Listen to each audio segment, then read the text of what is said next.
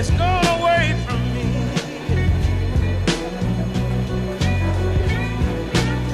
The thrill is gone, baby. Buenas tardes. Esta es la segundo día, la sesión de colaboración de Sabadell con la República y Cine Club Sabadell. Y entonces tenemos la suerte de tener al director del documental que vamos a visionar. La película, ya sabéis, es Déjame llorar. Y en cuanto a Jordi Gordon, que aunque se llame Jordi, es de Madrid. A molestar un poco.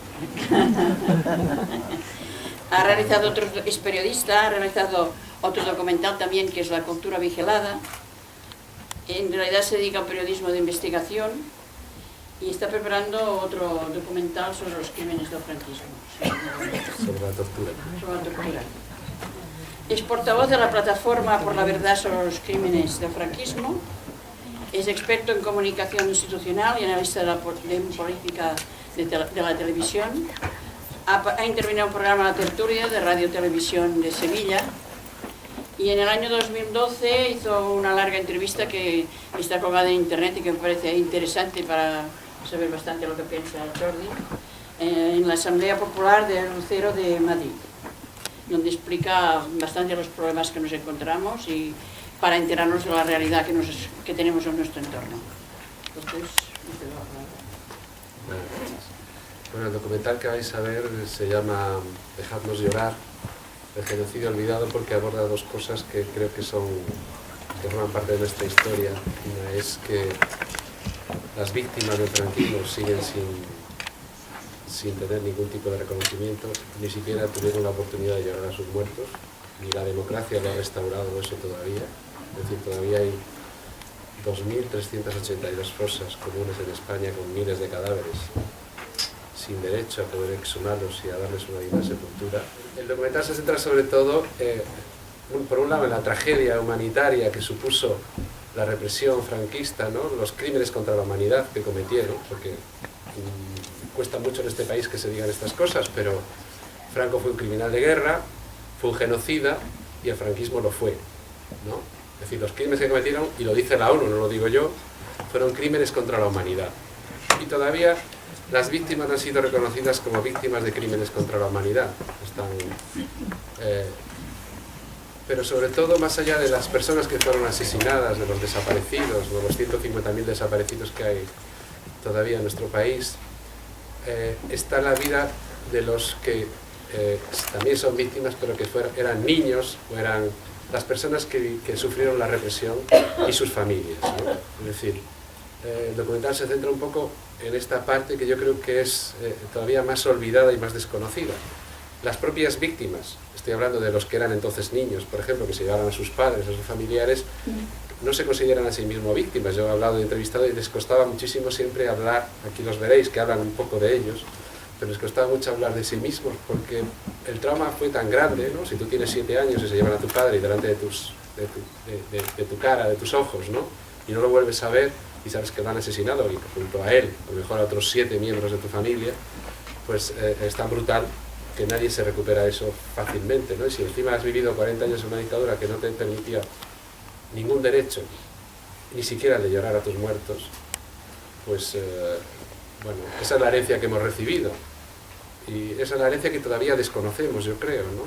Es decir, las víctimas del franquismo son unas víctimas invisibles, no tienen derechos. Las víctimas del terrorismo sí las tienen, el reconocimiento de las instituciones del Estado, pero nunca en este país nadie ha reconocido a las víctimas del franquismo. Siguen sin ningún reconocimiento institucional de verdad. En el Congreso de los Diputados nunca ha habido un homenaje a las víctimas del franquismo.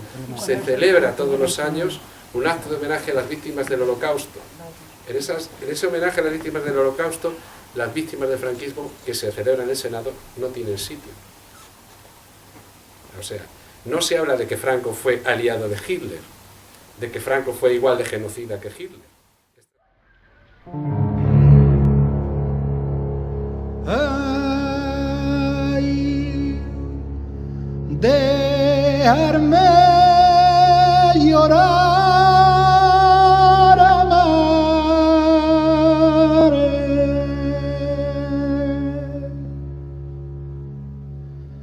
La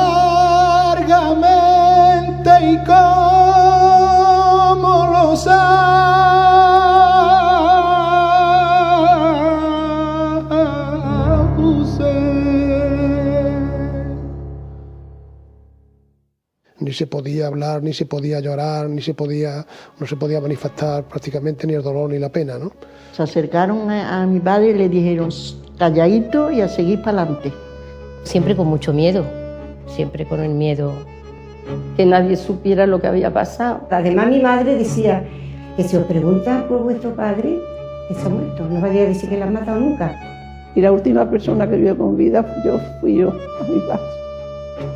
No se me olvidará de ver a mi padre a llorar. Es imposible que se olvide.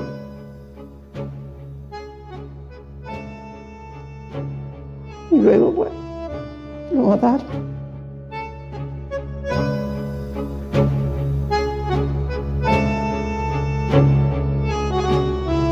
Verme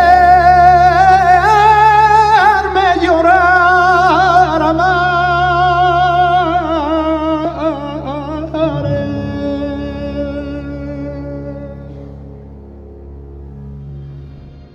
Los crímenes del franquismo que empiezan en el año 36 y se prolongan durante más de 15 años, es algo tan atroz, tan en contra de las leyes internacionales, son crímenes de guerra, crímenes de lesa humanidad y prácticas de genocidio increíbles, que los perpetradores desde siempre han buscado la desaparición de las personas, la desaparición de los documentos y la desaparición de la memoria. Al frente de la reacción nacional surge el general Franco, aclamado como caudillo de la España nueva.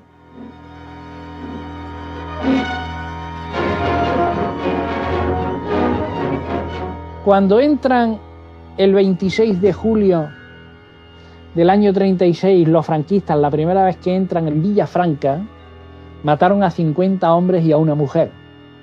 Iban metiéndose en las casas y hombre que veían por las habitaciones o por el corral, lo liquidaban o lo sacaban a la puerta y lo mataban en la puerta. Así hasta 50. 26 de julio del año 36, Villafranca. Y lo mataron en el camión que lo llevaban. Mi hermano tenía 17 años, y mi padre 46. Lo ataron y fuimos andando 5 kilómetros, mi hermana, que tenía entonces 7 años, yo, mi madre y mi padre andando delante, esposados ya, vamos, con las manos atadas. Vinieron a mi casa, me tenía a mí en brazos, porque yo estaba llorando, llamando a mi madre. Me tenía en brazos, me quitaron los altos brazos adentro, me echaron al suelo y se lo llevaron a mi padre en un camión. Se lo llevaron y lo metieron en la cárcel, luego se lo trajeron aquí a Córdoba y aquí fue donde se lo cargaron. En julio del 36 no hay ninguna guerra, en agosto tampoco. La gente corre enloquecida de un sitio para otro buscando la salvación, pero no hay guerra civil. En Puente Genil las víctimas se aproximan a las 900 personas a partir del 1 de agosto y en los días siguientes. La matanza de Puente Genil es impresionante. Sin embargo, es mucho más tétrica la de Baena. La columna franquista que viene de Córdoba llegan con un montón de hombres cogidos en aluvión por las calles y los ponen tendidos en la plaza.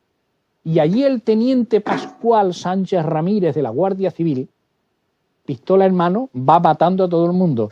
La gente dice que la sangre chorreaba las calles abajo y es cierto. Fueron 8 camiones a la plaza central de Baena para ir retirando los cadáveres que los llevaron al cementerio y como no podían enterrar tanto cadáver, los quemaron en el cementerio de Baena.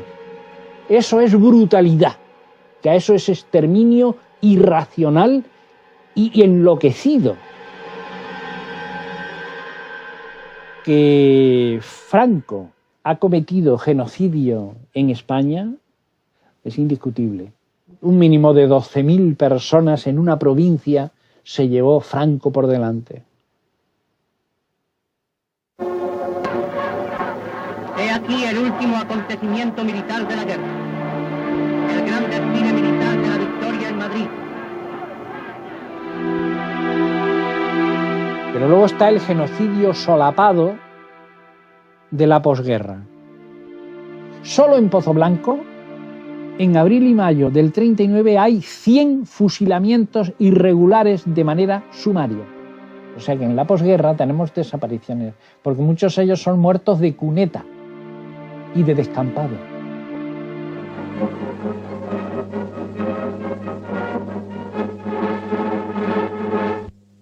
Estamos haciendo una España justa, una España de caballeros y de héroes. Yo saludo. Pues pusieron los camiones en la puerta y se lo llevaron todo. Todo. Vamos, hasta las lámparas se las llevaron. Lo fusilaron y nos dejaron con la ropa puesta. Si no teníamos nada, que con una cama en un carro nos venimos aquí. El despacho de mi padre lo tenía una señora de allí de un mandamás. Nos quitaron hasta eso, los muebles, todo.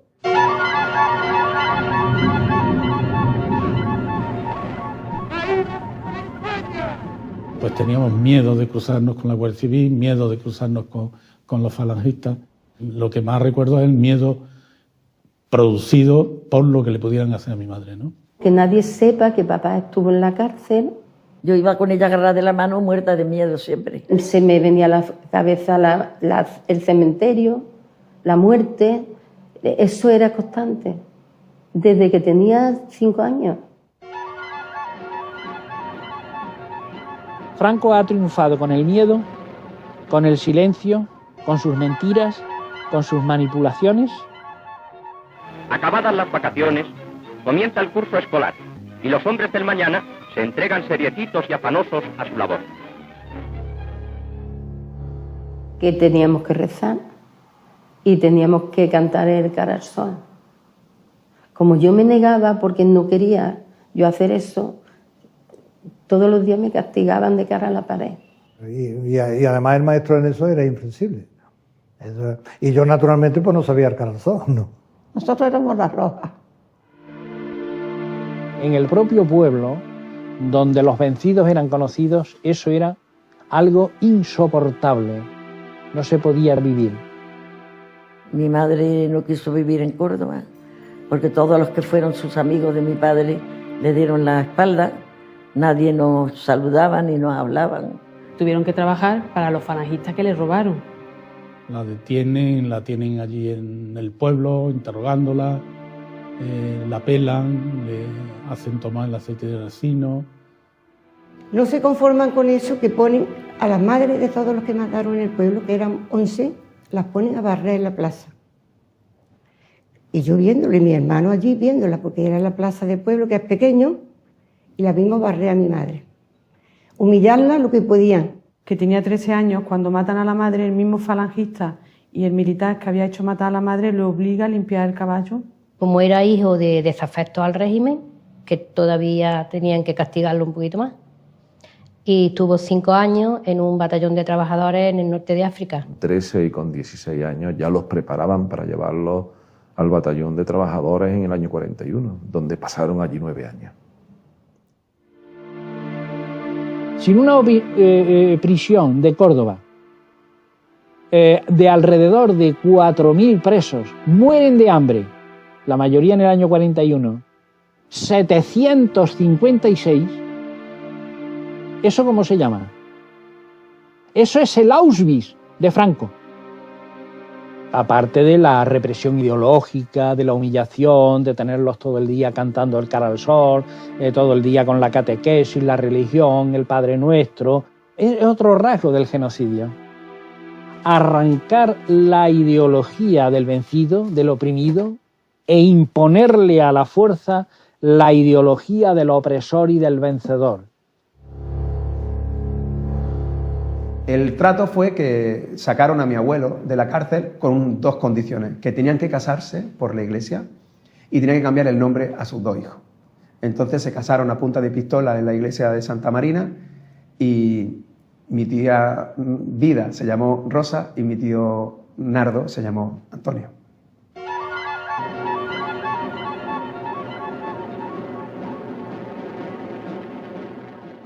entra en el programa de desapariciones forzadas la desaparición de la memoria. Por una razón, la memoria es acusadora, la verdad es acusadora y la historia pide responsabilidades.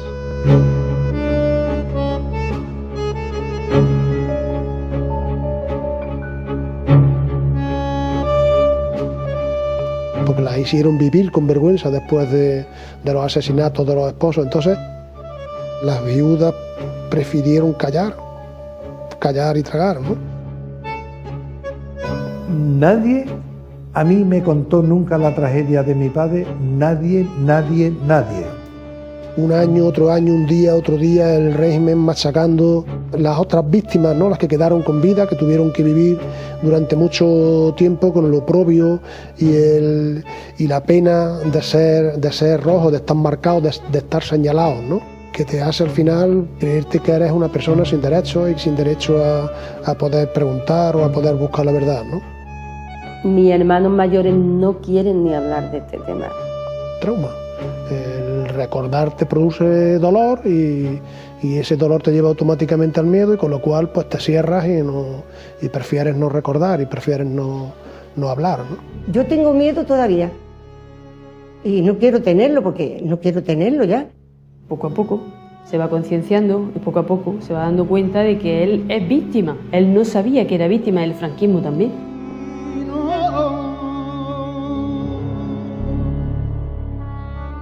Lo de España es una cosa atípica totalmente. Yo creo que en la historia del mundo no hay nada similar a la gran fuerza fáctica que hay en España para reprimir la memoria, el recuerdo y la historia auténtica de lo que pasó. Hay hoy un negacionismo increíble. Hoy parece que no ocurrió nada, pero eso hoy día, no antes, no, en plena democracia, hoy está reprimida las personas, las víctimas, su memoria, sus reivindicaciones y está reprimida la historia.